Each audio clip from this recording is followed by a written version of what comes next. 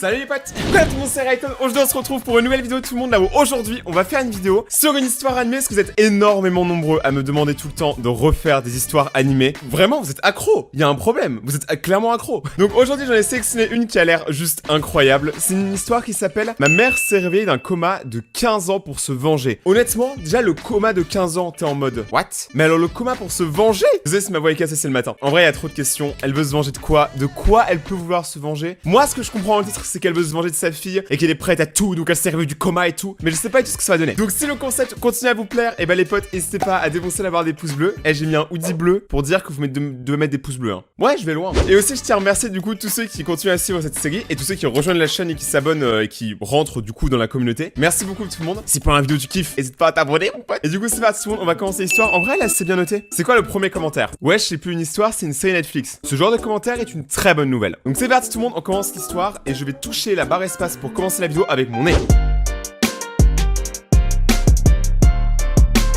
Je ne pouvais pas croire que ça allait enfin arriver. J'allais rencontrer ma mère. L'hôpital a appelé à 3h30 du matin pour dire à mon père que ma mère s'était enfin réveillée et qu'elle demandait à le voir. Je sais que ça paraît fou, mais ma mère a été dans le coma depuis que je suis née. Je l'ai littéralement mise dans le coma.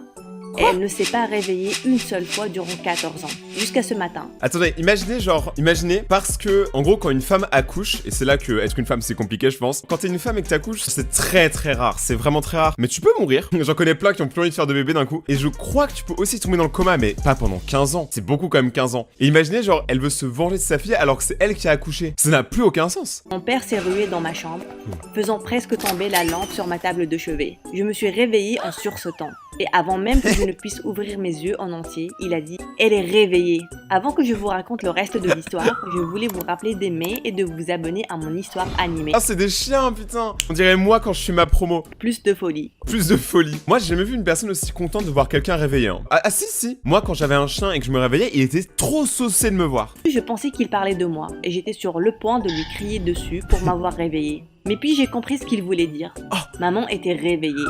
Ma mère. Je n'ai jamais entendu sa voix dans la vraie vie. Je n'ai jamais vu ses yeux plonger dans les miens. J'ai tenu sa main, mais elle n'a jamais tenu la mienne. Vous imaginez? En vrai, je pense que c'est juste pas imaginable de savoir que du coup, on n'a jamais entendu la voix de ses parents ou même les voir, tu vois. À part si t'abandonnes, mais dans ce cas, tes parents, c'est des bâtards. À part si t'es abandonné, ce que je souhaite pas du coup, hein, genre vraiment. En général, tu sais, c'est bizarre de se dire ça. Je pense qu'on est beaucoup quand même à avoir des parents et je sais pas, genre c'est bizarre. Elle était là depuis tout ce temps, mais elle a toujours été loin aussi. Elle a eu une grossesse compliquée avec moi. Je suppose qu'on peut dire que j'étais un fœtus têtu. J'ai décidé que je voulais sortir tôt, ce qui a créé beaucoup de problèmes pour elle et on l'a transférée de toute urgence en chirurgie pour me faire sortir. Eh vas-y, mais c'est quoi ce bordel? Imagine le bébé, il frappe dans le ventre de sa mère et du coup le mari pour défendre sa femme, il frappe dans le ventre de la mère aussi en mode « Ah, tu touches pas ma femme », sauf qu'elle est directement dedans. En vrai, c'est compliqué. Après qu'on l'ait anesthésiée, elle ne s'est jamais réveillée. Et à cause de nos croyances familiales, mon père n'a jamais arrêté les médicaments qui la maintenaient en vie. J'ai toujours eu un pressentiment qu'à un certain stade, j'allais être celle qui devrait mettre un terme à la vie de ma mère. Mais heureusement, il semblait que ça n'allait pas devoir arriver bientôt après tout. Je me suis précipitée hors du lit et j'ai couru pour réveiller mon frère. Il a 2 ans de plus que moi. Il ne se souvient donc que de petits fragments de ma mère dans la vraie vie. Il se souvient d'elle en train de chanter au clair de la lune chaque nuit. Et elle faisait les meilleurs pancakes aux pépites de chocolat au monde. Oh putain, je veux cette mère. Le plus triste, c'est qu'il ne se souvient pas de son sourire ou de son odeur. Donc cette journée rapportait les meilleures nouvelles pour nous tous. Mon frère ne l'a jamais dit à haute voix, mais je savais qu'il m'en voulait pour ce qui est arrivé à notre mère. Ah mais vas-y, mais c'est pas sa faute. Alors, c'est bien ce que je veux dire, mais pour moi, tant que t'as pas environ 3 ans, je sais pas, 3 ans, tous les crimes que tu peux faire sont pas légitimes. Parce que on ne naît pas méchant, on ne naît pas en mode, tu peux pas naître en mode, j'ai envie de défoncer ma mère. C'est un peu bizarre comme phrase. Tu peux pas naître comme ça, tu vois. Pour être honnête, je n'attendais pas moins de lui. Il était gentil avec moi en grandissant, mais je sentais toujours qu'il y avait quelque chose entre nous qui ne nous permettait pas d'être plus proches. Il ne m'avait pas pardonné. Le saviez-vous? Le plus long coma jamais vécu par quelqu'un a duré 19 ans. Quoi? Oh putain, c'est stylé ça par contre à savoir. Terry Wallis a été dans le coma pendant plusieurs années avant qu'il ne se réveille le 11 juin 2003. Le trajet vers l'hôpital semblait durer une éternité, et aussitôt que mon père a garé la voiture, on s'est tous précipités à l'intérieur. Les malades. Nos heureuses retrouvailles ont été interrompues interrompu quand le médecin nous a arrêtés à l'extérieur de la chambre de maman. Il avait un regard grave. « Elle veut voir Emma », a dit le médecin. Et mon père m'a tiré vers l'avant. Il a dit « pas de problème » et a essayé de convaincre le médecin d'ouvrir la porte. Il l'a tenu comme ça. Pas de problème. J'adore son pas de problème, il était trop beau. Vous voyez, a commencé le médecin. Elle ne comprend pas qu'Emma est une adolescente maintenant. Elle pense qu'elle lui a donné naissance il y a quelques heures. Oh, je sens que cette histoire va être incroyable. Tous nos visages étaient devenus blancs. Bien entendu, on pensait que ça pouvait arriver, mais on ne savait pas ce qu'on allait faire quand ça allait finalement se produire. Le médecin a dit à mon père qu'il ne voulait pas choquer ma mère, jusqu'à ce qu'on soit tous là, à l'hôpital, avec elle, pour qu'on puisse me présenter. Ça n'allait pas être facile, et on en était tous conscients. J'ai retenu ma respiration, alors que mon père et le médecin entraient dans la chambre de ma mère. Par contre, le visage de la mère, il me fume. Elle a l'air dépitée, vraiment dépitée. Tout ce que je pouvais entendre, c'était quelques mots étouffés dits par le médecin et mon père. Puis, ma mère a commencé à crier d'une manière incontrôlable. « Apportez-moi mon bébé !» J'ai eu la chair de poule. Aussi, j'ai eu la chair de poule, elle fait peur ta mère, c'est un démon. De mes bras. C'était probablement la chose la plus terrifiante que j'ai jamais vue de toute ma vie. J'avais tellement peur que ma mère me déteste et qu'elle pense que j'avais ruiné sa vie aussi. Je me suis presque enfuie de l'hôpital, mais mon frère m'a poussée vers l'avant. La porte vers l'hôpital était grande ouverte devant moi. Et je suis entrée. Je n'ai jamais vu ma mère les yeux ouverts. Elle avait l'air tellement plus pleine de vie que les jours précédents. Salut. Mais normal, parce que là, elle est vivante, littéralement. Maman, j'ai dit, en tournant mes doigts dans les cheveux. Je faisais ça quand j'étais nerveuse. Maman faisait la même chose avec ses cheveux. Quand elle a dit « Salut », mon père a dit que je pouvais m'approcher. Je ne pouvais pas retenir mes larmes en avançant vers ma mère. Elle avait la même couleur de cheveux que moi. Et ses yeux étaient aussi bleus que les miens. En fait, c'est normal, c'est ta mère. C'est quand même normal. Mon père m'a toujours dit que je lui ressemblais, mais je n'ai jamais pu le voir, jusqu'à maintenant. À ce moment-là, j'ai senti que ma mère avait ressuscité d'entre les morts. Je sais qu'elle a été là pendant tout ce temps, mais elle avait aussi disparu. J'ai touché son visage et ses yeux se sont illuminés. C'était comme si elle savait que c'était moi. C'était comme si elle s'était souvenue de mon âme qu'elle a portée dans son ventre. « C'est toi », elle a dit. Et elle m'a enveloppée dans une énorme étreinte. On s'est serré dans les bras sur le lit pendant un certain temps. Puis, ma mère s'est décollée de moi et a essuyé ses larmes. T'imagines, en vrai, c'est un prank, en vrai, c'est pas la bonne fille. Tu sais, genre, ils se sont trompés de salle, et du coup, genre, ils ont fait un moment émotion et tout, pour rien. C'est possible, en vrai, ce serait marrant. C'est tellement bien de finalement te rencontrer. La dernière fois que je t'ai vue, c'était sur un écran noir et blanc. Elle a gloussé, parlant de l'échographie. J'ai grandi depuis, j'ai ri. Et j'ai enveloppé ses mains dans les miennes. Puisque ma mère a été longtemps alitée, la majorité de ses muscles étaient affaiblis. Elle avait besoin de beaucoup de thérapie physique pour les remettre en forme. Elle n'allait pas pouvoir sortir de l'hôpital pendant 2 semaines, peut-être même un mois. Et quand elle sortira, je suppose qu'elle aura besoin de beaucoup de thérapie physique et d'autres thérapies. Ça, c'est quand même normal en vrai. Vous imaginez pas, genre, imagine tes muscles, tu les entretiens pas pendant des années. Imagine juste, tu fais du sport, t'entretiens tes muscles, tu marches, t'entretiens tes muscles. Mais quelqu'un qui a rien fait, rien du tout, forcément il est mal. Ces autres thérapies l'aideraient à faire face à tout ce temps qui s'est écoulé, au fait d'avoir raté nos vies et des choses comme ça. La seule chose avec laquelle on avait réellement du mal, c'était qu'elle n'avait pas assumé qu'il y avait l'iPhone 12 qui était sorti. Comment lui dire que notre père s'était remarié. On avait une belle-mère depuis 3 ans. Mon frère et moi avions donné notre bénédiction à notre père pour qu'il recommence à sortir avec des femmes. Mais c'est quoi ce bordel? En vrai, le père, c'est un moitié un gros con. Hein. Il a continué à payer pour que la mère, elle reste en vie. Mais d'un autre côté, il se dit, bon, on a un peu de temps, on va aller se taper quelqu'un, tu vois, genre, c'est quoi ce bordel? Après le 10e anniversaire du coma de ma mère, il se sentait tellement seul. En gros, il ne vivait que pour nous. Et avoir quelqu'un pour l'aider avec les enfants était magnifique aussi. On a décidé qu'on n'allait pas le dire à ma mère le premier jour. On pensait que ça allait être beaucoup trop, ajouté à toutes les choses qui se passaient. En route vers la maison, mon frère a insinué qu'on ne devrait pas du tout le dire à ma mère.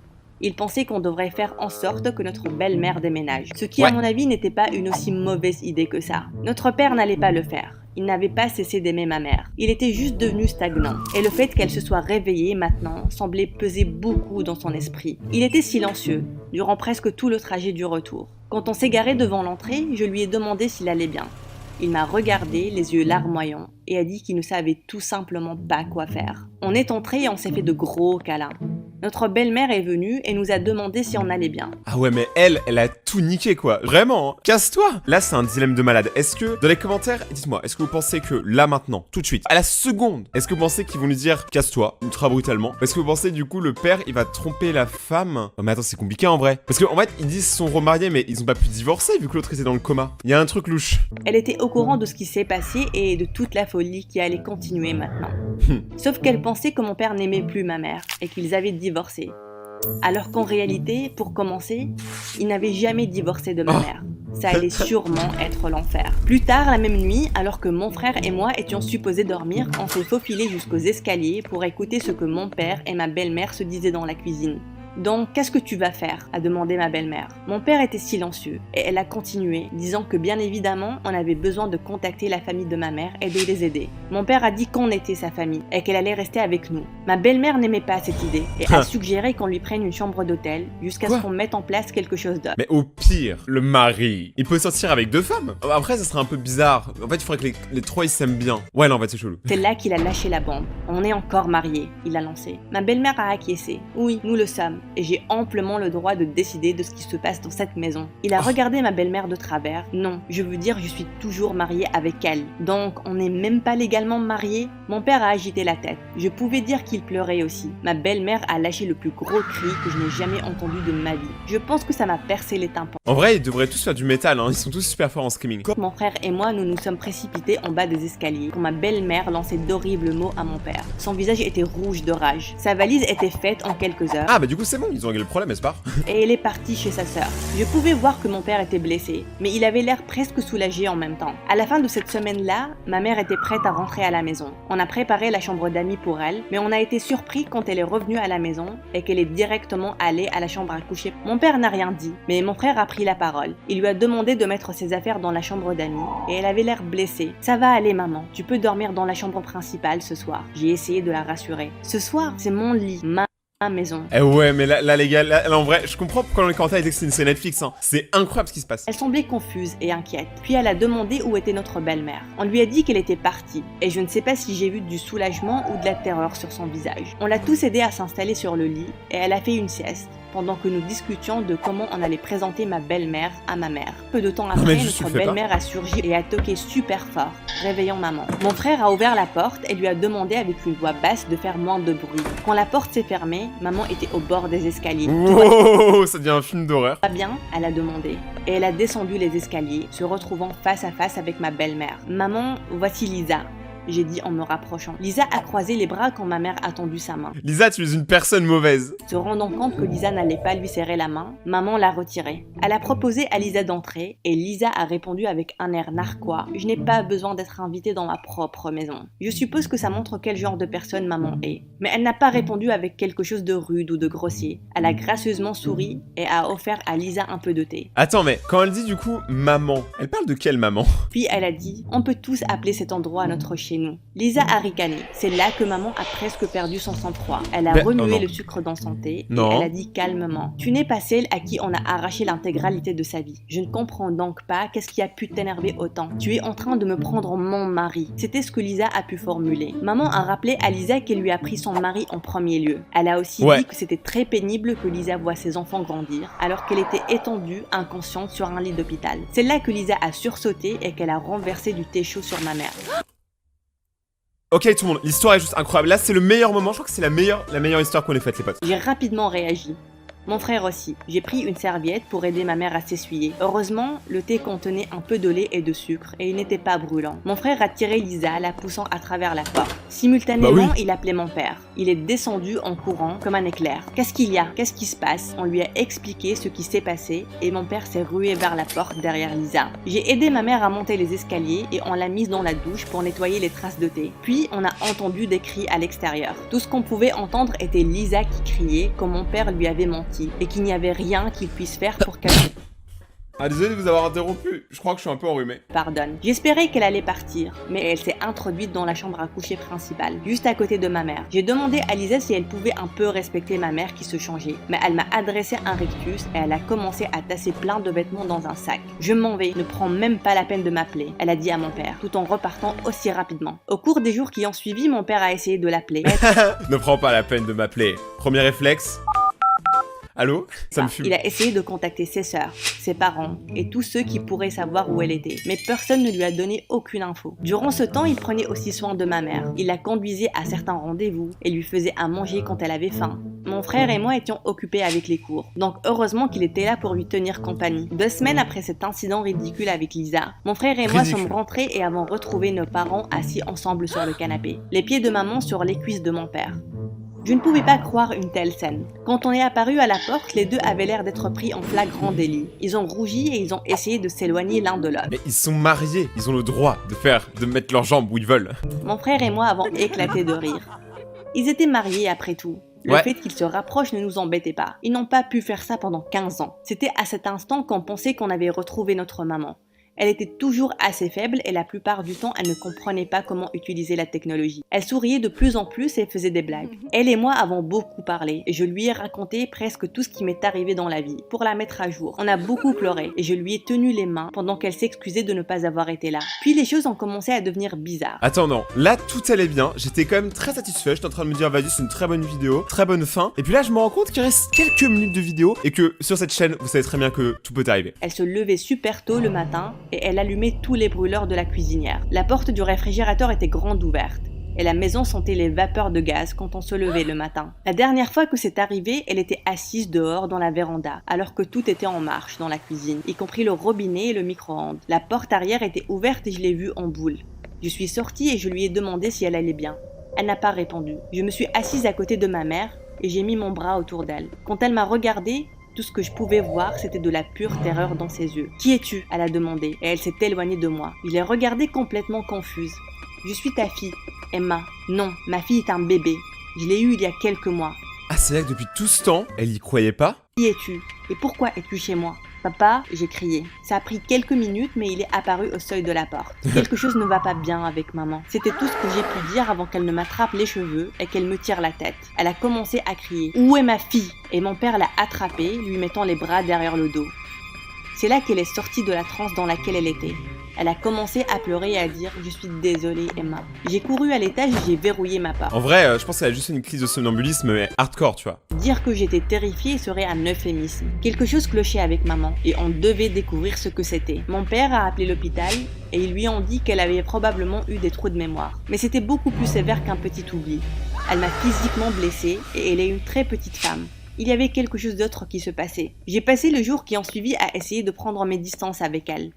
Elle s'est excusée plusieurs fois après l'incident dans la véranda, mais j'avais toujours peur de m'approcher d'elle. Mon père et mon frère n'avaient aucun problème à l'accepter de nouveau dans la famille. Ils jouaient aux jeux de société et regardaient des films ensemble. Mais à chaque fois que je participais, je pouvais voir qu'un masque sombre se mettait sur le visage de ma mère. Elle me regardait constamment du coin de l'œil, et je jure que je pouvais voir un reflet rouge éclairer ses yeux habituellement clairs. Bon attends, là je pense que quand même c'est toi qui abuses un peu. Chaque fois qu'elle pensait que je ne regardais pas. Une nuit, je me suis réveillée et je l'ai retrouvée en train de me fixer à l'autre bout de la chambre. J'ai sursauté dans mon lit et je lui ai demandé si elle allait bien. Elle n'a pas répondu, mais je pouvais voir ses yeux dans l'obscurité. Il y avait quelque chose. J'ai appelé mon père de nouveau et quand il est venu dans ma chambre, il a allumé la lumière. Elle n'était plus sur la chaise. On l'a cherchée partout dans la maison, mais elle n'était plus nulle part. C'est là qu'on a entendu un cri à faire glacer le sang. Retrouvez-nous l'épisode prochain pour savoir ce qui est arrivé à ma mère dans les bois. Non, non, non, non, non, non, non. Vous pouvez pas vous arrêter sur ça. C'était incroyable. Les potes, cette vidéo était incroyable. Je sais pas si vous avez kiffé, mais elle était incroyable. Franchement, je suis désolé de le dire plusieurs fois, mais incroyable. Si vous avez kiffé tout le monde cette vidéo, n'hésitez pas à défoncer la barre des pouces bleus, à vous abonner, activer la cloche pour rejoindre la communauté et du coup suivre les prochaines vidéos qui sortiront sur la chaîne. Je pense qu'on va faire la deuxième partie sur la chaîne dans quelques jours parce que là c'était juste dingue. Genre j'ai vraiment adoré cet épisode là. N'oubliez pas de me suivre sur Instagram, sur Twitter, sur Facebook, sur TikTok, sur Twitch, n'importe où. Moi j'ai tous les réseaux. T'es obligé de pouvoir me suivre sur au moins un réseau. A plus, c'était Rayton et ciao.